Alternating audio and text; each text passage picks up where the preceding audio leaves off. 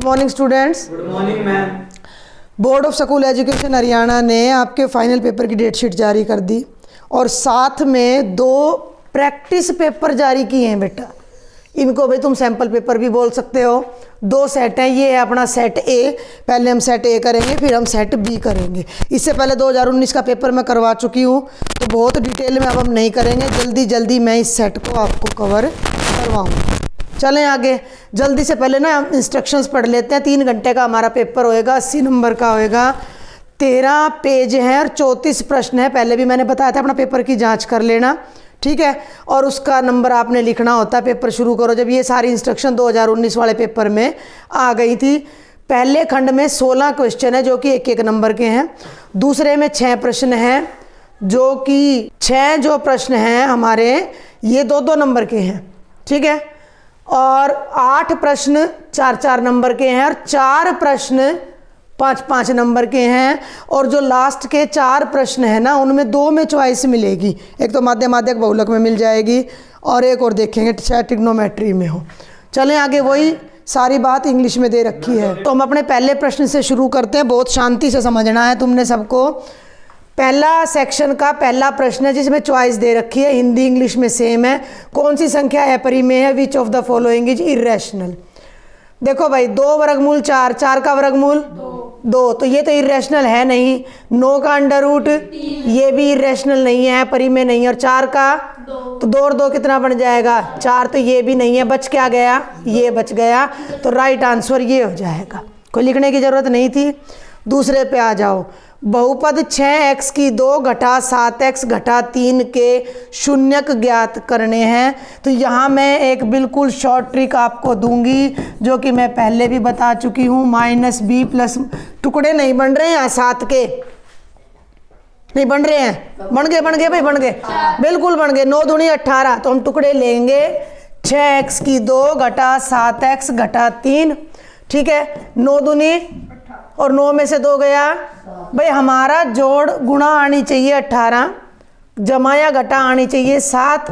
तो 6x की 2 घटा 9x जमा 2x घटा 3, इन दोनों में 3x, 3 यहाँ भी और यहाँ भी है कॉमन, x घटा 2x, वेरी गुड। ये आ जाएगा 3 दूनी 6, 2x घटा 3। इन दोनों में से एक कॉमन आएगा, 2x घटा 3। और शून्यक के लिए बराबर में 0 लगा देते हैं। 2 टुकड़े बनेंगे, 2x घटा 3 और 3x जमा 1 बराबर है 0। यहाँ से जब 0 करोगे तो 3 उधर जाएगा तो 3/2, 1 उधर जाएगा तो -1/3। अब अपना ऑप्शन चूज़ कर लो। कहाँ है आपका? ये आपका फर्स्ट ऑप्शन है। Zeros of the polynomial are -1/3 and 3/2। आगे बढ़े, तीसरे पे आ जाओ भाई। निम्नलिखित में कौन सा समीकरण द्विघात है? देखो, जिनका आइडिया लग जाए उनको तो पहले ही छोड़ देना। इसकी घात -1 है। Which of the following is a quadratic equation? इसकी पावर -1 है, तो ये तो हमारा उत्तर है नहीं। ऐसे आइडिया से करना है। देखो, सवाल हर चीज़ को हल नहीं करने बैठ जाना। अब इसको देखो एक बार, x की 2 घटा 1 का वर्ग, बात को समझो। x की 2 तो पहले ही है और भैया उसका भी वर्ग कर रहे हो 4, तो ये भी हमारा उत्तर नहीं है। समझ आई बात भाई? ये दोनों तो हमारे उत्तर है नहीं। आगे बढ़ते हैं भाई। ये कट गया और ये कट गया। अब इसको भी जरा ध्यान से देखो। बाहर x है, अंदर x स्क्वायर है, गुणा करोगे तो x की पावर 3 आएगी। और इधर कुछ है नहीं काटने को, तो ये भी नहीं है, तो ये हमारा उत्तर बच गया। करना चाहो तो कर सकते हो, लघुत्तम ले लेना। x जमा 1/x बराबर है 5, x यहाँ जाएगा बटे x बराबर है 5, x को उधर ले जाओ, तो यही हमारा राइट आंसर हो जाएगा। चौथे पे आ जाओ। AP 5 6 is to 1/2, 8 9 is to 1/2 का 15वां पद, 15th term of the AP direct, मतलब जितनी जल्दी कर सको। 15 का क्या फार्मूला होएगा? a + 14d। a कितना है? 5 है। d ध्यान देना है, अब बटे में है, 1.5 है। देखो, अब ये कई बच्चों तो मुझे बताते 1.5 है, लेकिन कईयों को दिक्कत आएगी। 6 दूनी 12 और 1 13/2, घटा का करोगे 5, 2 लघुत्तम लोगे 13 2 पंजे 10, ये आ गया 3/2 जो कि वास्तव में 1.5 ही होता है। 26 आंसर आ गया। देख लो, ये वर्बल कैलकुलेशन कर दी है प्रियांशु ने 1 ही मिनट में। A5 14, डी की जगह 3/2, 2 7 14, 7 21 और 5 26, हमारा उत्तर आ जाएगा ऑप्शन नंबर सी। ठीक है, आगे चलें, 5वें पे आ जाओ। यदि एक एपी का तीसरा पद 12 है, तीसरा पद हो गया भाई a जमा 2d बराबर है 12। 10वां पद बताओ, फार्मूला है 10वें पद का, a plus 9d is equal to 26, minus minus minus कटेगा, 9 में से 2 गया 7, -7, 26 में से 12 गए 14, 7 से 14 कट जाएगा, डी का मान कितना आएगा 2। करना क्या है, 20वां पद, यहाँ 2 रखो, ध्यान देना है, यहाँ 2 रखो तो 2 दूनी 4 बराबर है 12, 4 को उधर ले जाओ, a की वैल्यू 8 आ गई। अब हमने निकालना है 20वां पद जो कि होता है a जमा 19d, तो 8 जमा d की जगह 2 रखो, 19 दूनी 38, हाँ 38 और 8 कितना आ जाएगा 46, तो सही उत्तर हमारा ए आ जाएगा 46 आ जाएगा। इतनी स्पीड से करोगे जब आपका होएगा, और ये तब होएगा जब आप प्रैक्टिस करोगे। छठा क्वेश्चन भाई देख लो, तुम ध्यान कर लो, 2019 के पेपर में भी था और मैंने बता दिया था इस टाइप का 100% आना है अपना। यदि 2 समरूप तो लिखा ही लिखा पाएगा यहाँ हर हालत में, के त्रिभुजों के क्षेत्रफल का अनुपात 1/2 है, तो भुजाओं का बस ट्रिक याद रखनी है। क्षेत्रफल का दे रखा है, भुजा छोटी होती है, क्षेत्रफल से भुजा पे जाओगे तो क्या करोगे, वर्गमूल। अगर भुजा का अनुपात दे रखा होता और क्षेत्रफल पे जाना होता तो क्या करते, वर्ग कर देते। तो भैया अब हमें 1/2 दे रखा है और भुजा पे जाना है, तो भुजाओं का अनुपात इन दोनों का वर्गमूल हो जाएगा 1/2, यानी कि 1:2, जो कि ऑप्शन नंबर बी है। आगे चलते हैं, 7वें को पढ़ लो साथ साथ फटाफट। क्वेश्चन नंबर 7, त्रिभुज ABC के शीर्षों के निर्देशांक दे रखे हैं। थोड़ा सा मैं इसको यहीं पे बना देती हूँ, छोटा सा त्रिभुज, ये त्रिभुज है, टेढ़ा हो गया, ABC, पहले राशि पढ़ लो, ये A है, ये B है, ये C है, BC का मध्य बिंदु, बिल्कुल सिंपल, B ये है, C ये है। अब मेरी बात ध्यान से सुन लेना, जिन बच्चों को फॉर्मूला याद नहीं है, नहीं, मध्य बिंदु x1 y1,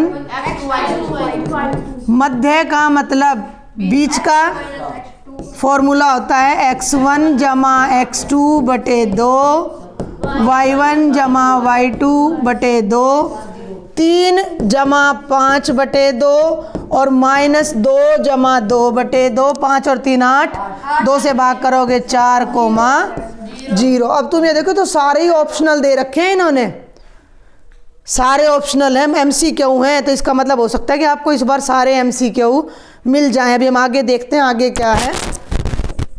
तो हमारा जो राइट ऑप्शन है वो ये आ जाएगा। 8वां, पहले भी हम कर चुके हैं, 2 बिंदु दे रखे हैं, इनके बीच की दूरी हमने ज्ञात करनी है। पेपर में जब तुम करोगे, अब ये देख लो सारे ऑप्शनल है भाई, ये तो बहुत बढ़िया काम हो जाएगा। दूरी सूत्र हमारा क्या था, x2 माइनस x1 का स्क्वायर, y2 माइनस y1 के स्क्वायर का अंडर रूट। अब x2 ये है पीछे 4 माइनस -1, भाई 4, 1 माइनस फार्मूले में आ गया, 1 माइनस सवाल में है, 2 माइनस हो गए का स्क्वायर, और दूसरा हो जाएगा -3 -7 का स्क्वायर का अंडर रूट। दोनों घटा जमा हो जाएंगे, 4 और 1 5 हो जाएगा, दोनों समान चिन्ह ये भी जुड़ जाएंगे, और ये -10 आएगा। कई बच्चे तो मुंहजबानी कर सकते हैं इसको, 25 जमा 100।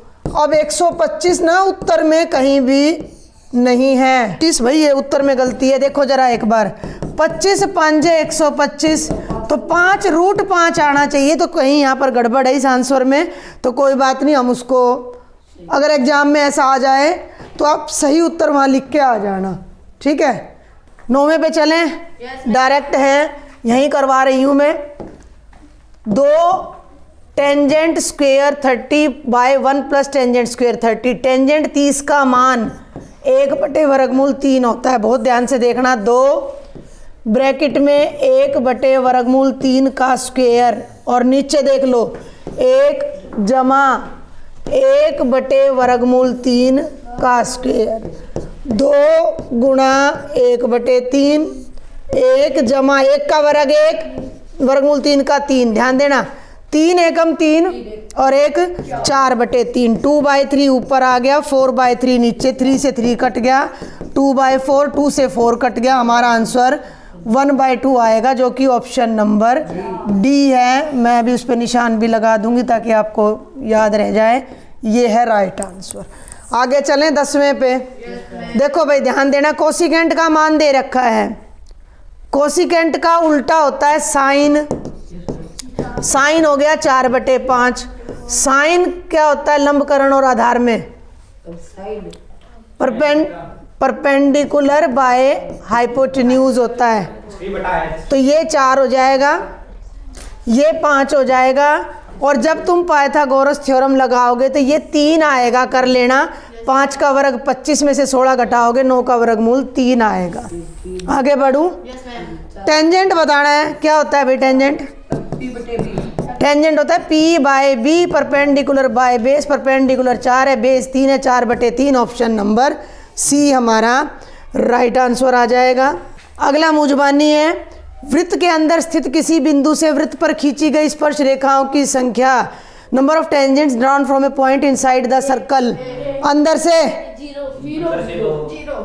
से एक भी स्पर्श रेखा नहीं खींची जा सकती, तो उत्तर आएगा डी 0। आगे देखो, सभी वृत्त खाली स्थान होते हैं, ऑल सर्कल्स आर समरूप होते हैं। हाँ, 13वां देखो भाई क्वेश्चन, त्रिभुज ABC और BDE 2 समबाहु त्रिभुज है, यानी कि उसकी भी तीनों भुजा बराबर हैं और इसकी भी, और इस प्रकार है कि D भुजा BC का मध्य बिंदु है। तो ABC और BDE की क्षेत्रफल का अनुपात ज्ञात करना है, क्षेत्रफल का, ठीक है। तो भाई ये मान लो है मेरा त्रिभुज ABC, तीनों की तीनों भुजाओं की लंबाई बराबर है, और ये कह रहा है D मध्य बिंदु है।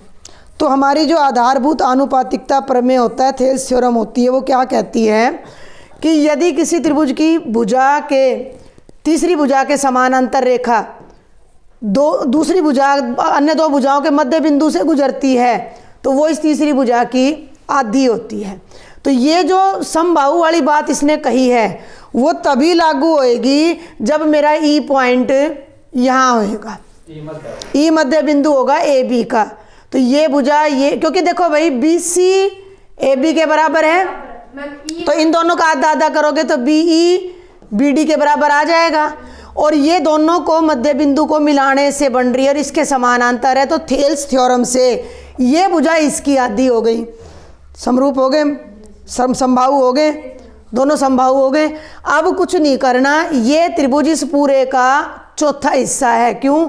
अगर मैं यहाँ पर, हाँ 4 त्रिभुज बनेंगे, तो ये वाला हमारे इस पूरे त्रिभुज का चौथा हिस्सा है। अब तुम ये देख लो, 1/4 नहीं, ये हिसाब लगाओ कि अनुपात किस किस का पूछा है। पहले कौन सा त्रिभुज है?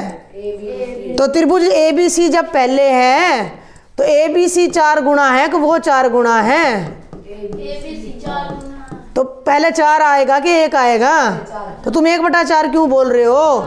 4 अनुपात 1 आएगा, 4/1 आएगा। इस बड़े वाले का क्षेत्रफल छोटे वाले से 4 गुना है, और इसने ABC का नाम पहले लिखा है। अगर ये पहले BDE का नाम लिख देता तो 1 मिनट, 1 अनुपात 4 आ जाता, 1 पहले आ जाता, 4 बाद में आ जाता। चलिए आगे देखो अब जरा 14वां, एक बेलन के आधार का व्यास 4.2 सेंटीमीटर और उसकी ऊंचाई 5 सेंटीमीटर है, तो आपने बेलन का क्या ज्ञात करना है? आयतन ज्ञात करना है। ठीक है भाई, ये हो गया तुम्हारा बेलन। ठीक है, ये बेलन हो गया और व्यास दे रखा है कितना 4.2, तो त्रिज्या कितनी हो जाएगी? त्रिज्या व्यास से आधी होती है, छठी सातवीं क्लास में आ जाता है। ये 2.1 सेंटीमीटर, ऊंचाई 5 सेंटीमीटर। अब आयतन का फॉर्मूला बताओ एक बच्चा मुझे। पाई आर हल कर दो। अब एक बात और है, पाई रखूं? क्यों? आंसर में पाई दे रखा है और आर कितना है 2.1 यानी 21/10 का स्क्वायर। ऊंचाई कितनी है 5। 21 का वर्ग होता है 441/100 और गुणा में 5 और पाई, तो 5 दूनी 10, 0। 20 से इसको भाग कर लो, 20 दूनी 40, 20 दूनी 40, 22.05 पाई। तो ये पहले वाला हमारा राइट आंसर आ जाएगा। और 15वां देखो फटाफट, 12, 21 और 84 का क्या बताना है? HCF। तो तुम्हें ये सवाल शायद मैंने अभी 2 दिन पहले ही बोला था, डायरेक्ट नहीं होगा ये। HCF है, डायरेक्ट नहीं होएगा। 12 के अभाज्य गुणनखंड कर लो, मूजबानी आने चाहिए। 4 तिये 12, 21 के और 84 होता है, 12 7 84, तो इसमें 7 और जुड़ जाएगा। अब HCF के लिए वो फैक्टर देखने हैं जो तीनों में हो। 3 नहीं, 7 कहाँ है सब में? केवल 3 ही कॉमन फैक्टर है, तो हमारा HCF 3 आएगा। और MCQ का ये लास्ट क्वेश्चन रहेगा कि इन समीकरणों के हल के लिए निम्नलिखित में कौन सा कथन सत्य है? For solution of these equations which of the following is true. तो अब जरा ध्यान देना है, मैंने क्या बताया था, कुछ भी करने की ज़रूरत नहीं है, बहुत जल्दी बताया। ये तो तूने बहुत अच्छा बताया। कैसा आया है परिमित हल? अरे इन दोनों का अनुपात 1/2, इन दोनों का और इन दोनों का, और जब तीनों बराबर हों तो हमारे पैरेलल वो कोइंसिडेंट लाइंस हो जाती हैं, संपाती रेखाएं हो जाती हैं, तो यह परिमित रूप से अनेक हल आ जाते हैं। तो ये तो था हमारा section number A. Section B देख लेते हैं, बहुत आसान है। सेक्शन बी में 2-2 नंबर के 6 प्रश्न आएंगे। 17वां है कि शो करो कि वर्गमूल 2 अपरिमेय संख्या है। जो मैंने 2019 का क्वेश्चन पेपर का सेट ए कराया है, उसमें सेम क्वेश्चन मैंने करवा दिया है। जो वीडियो देख रहे हैं उनको लिंक डिस्क्रिप्शन बॉक्स में मिल जाएगा, वहाँ से कर लेना। और मेरे स्टूडेंट्स को ये आ गया है। ठीक है, 18वें पे आ जाओ। 18वां बड़े ध्यान से देखना है, सवाल बहुत आसान है, थोड़ा सा इसको घुमा दिया है। एक द्विघात बहुपद ज्ञात करो जिसके शून्यक 3 और -2 हैं। शून्यक हैं ये, शून्यकों का योग नहीं है। समझ में आ रही है मेरी बात? शून्यक हैं 3 और -2, अल्फा और बीटा। पहले आप इनका योग बना लो। शून्यकों का योग S बराबर है अल्फा जमा बीटा, 3 जमा -2 यानी 1, और शून्यकों की गुणा, या गुणा तो नहीं बोलेंगे, गुणा करके जो उत्तर आता है गुणनफल, प्रोडक्ट, वो हो जाएगा अल्फा बीटा। 3 गुणा -2 -6, S आ गया, P आ गया। द्विघात बहुपद मैंने डायरेक्ट बताया था, बताओ भाई, बोलो।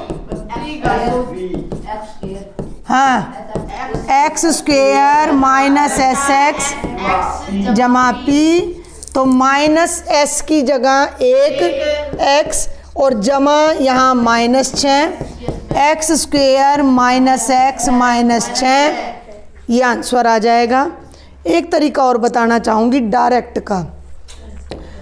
प्रियांशु देखो, अगर हमें शून्यक दे रखे हैं तो x घटा पहला शून्यक और x घटा दूसरा शून्यक करोगे तो x घटा 3 और x जमा 2, तो वो भी यही बहुपद आपको देगा। तो इस तरीके से आप एस और पी निकाल सकते हो। एस और पी का मैंने 2-3 बातें बता रखी हैं। ये सवाल 100% आता है पेपर में, एस और पी वाला भी 100% आता है। आगे बढ़े।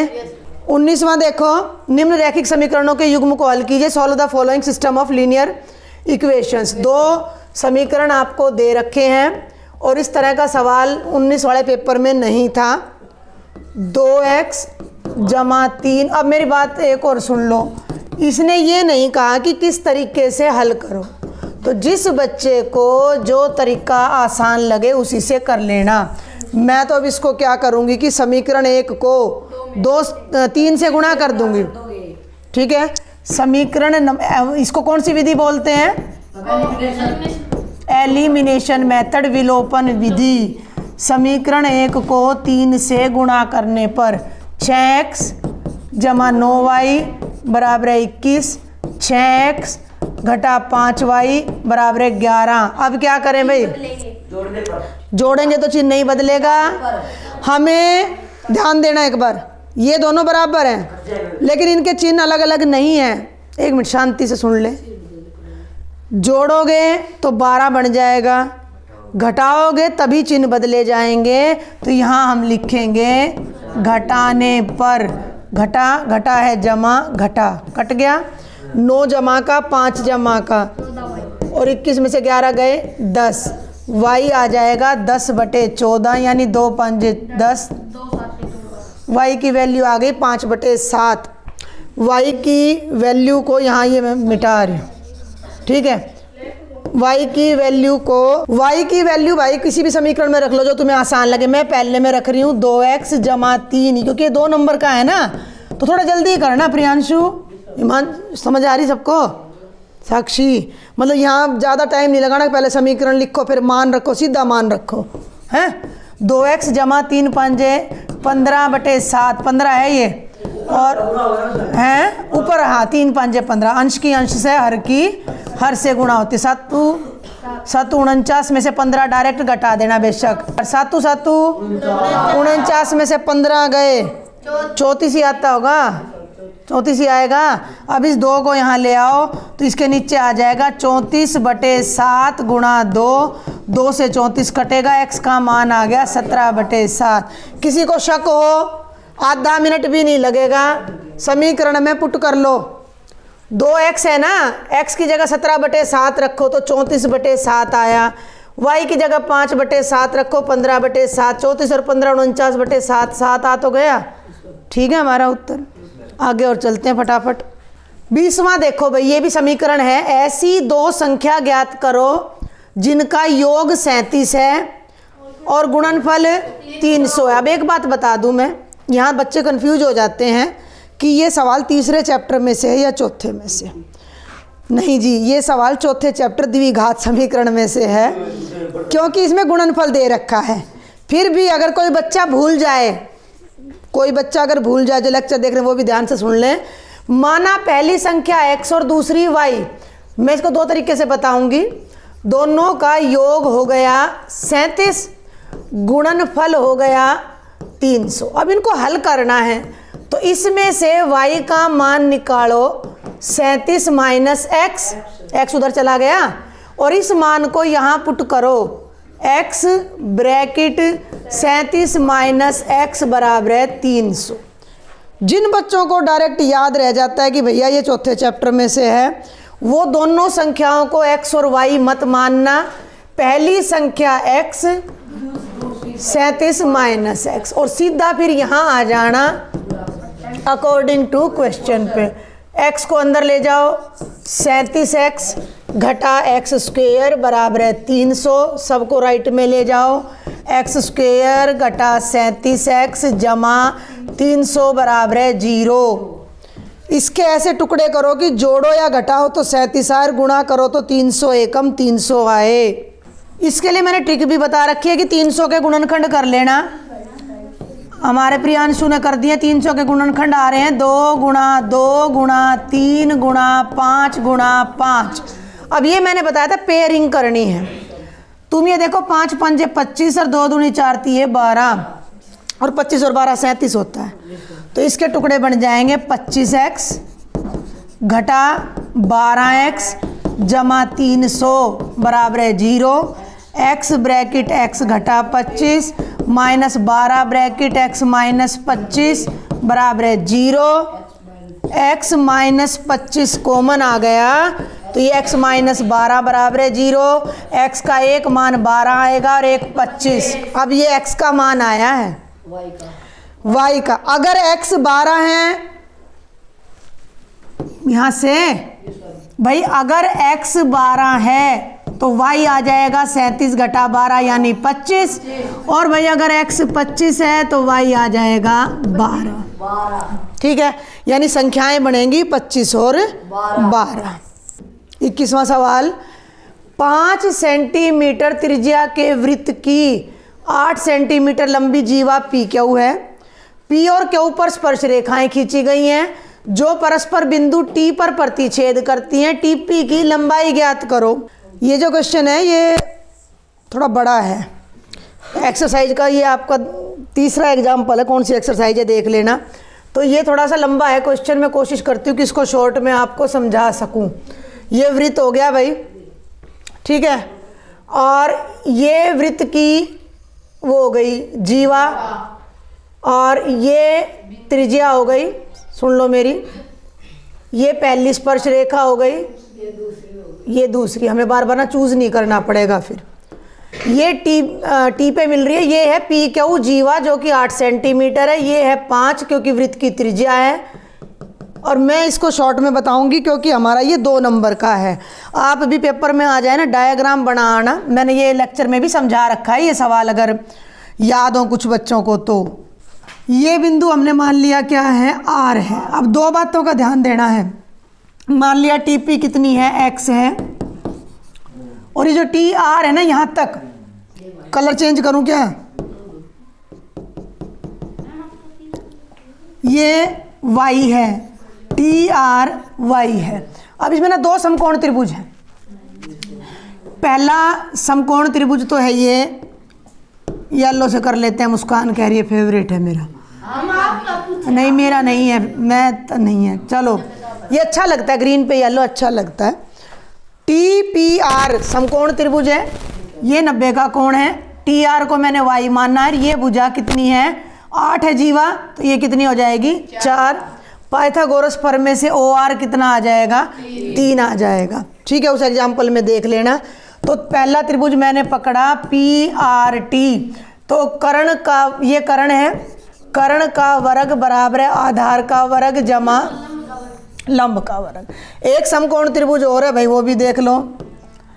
ये नीला भी एक समकोण त्रिभुज है, ये यहाँ 90 का कोण है। त्रिभुज पी ओ टी में ये 90 है, तो ये कर्ण है भाई, और कर्ण टी ओ का मतलब है y जमा 3। ये y है, ये 3 है, का वर्ग बराबर है x का वर्ग जमा 5 का वर्ग। x के वर्ग की वैल्यू है y की 2 जमा 16, यहाँ रख दो, इसको भी खोल लो। a की 2 जमा b की 2 जमा 2ab, और ये y स्क्वेयर जमा 16 प्लस 25, y स्क्वेयर से y स्क्वेयर कट गया।